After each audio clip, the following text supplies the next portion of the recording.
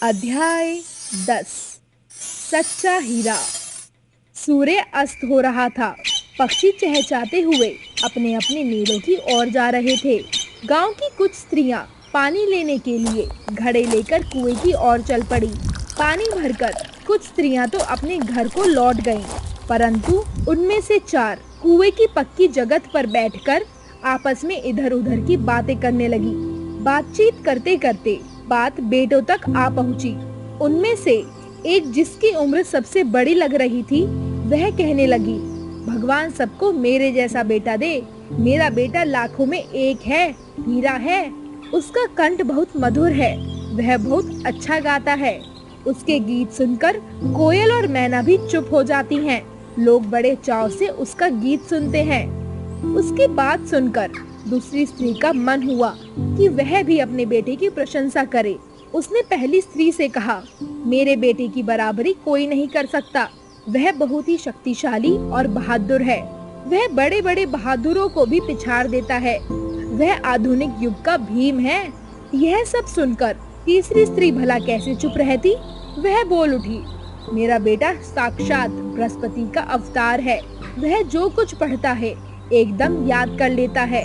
ऐसा लगता है मानो उसके कंठ में सरस्वती का निवास हो। हीरा है हीरा, मेरा बेटा। 3 स्त्रियों की बातें सुनकर चौथी स्त्री चुपचाप बैठी रही। उसने अपने बेटे के बारे में कुछ ना कहा। पहली स्त्री ने उसे टोकते हुए कहा, क्यों बहन, तुम क्यों चुप हो? तुम भी तो अपने बेटे के बारे में कुछ बताओ।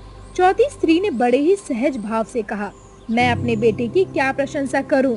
वह ना तो गंधर्व सा गायक है, ना भीम सा बलवान, और ना ही बृहस्पति का अवतार।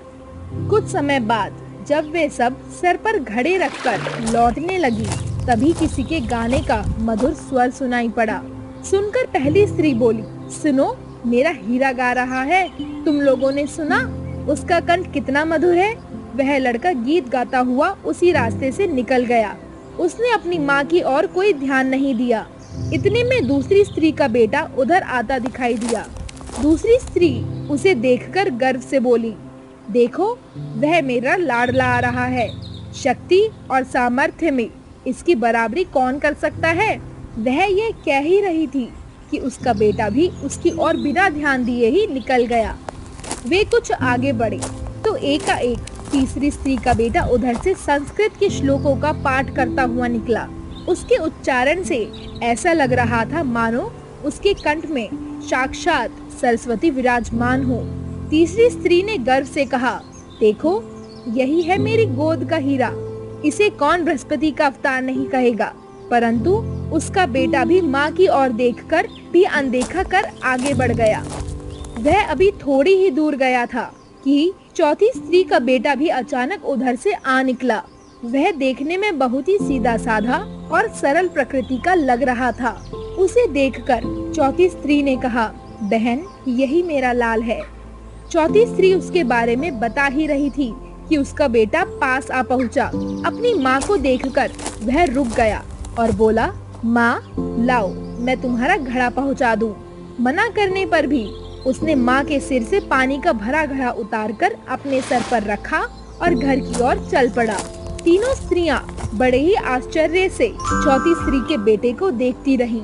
एक वृद्धा जो बहुत देर से इन स्त्रियों के पीछे चलती हुई इनकी बातें सुन रही थी, पास आकर बोली, देखती क्या हो, यही सच्चा हीरा है।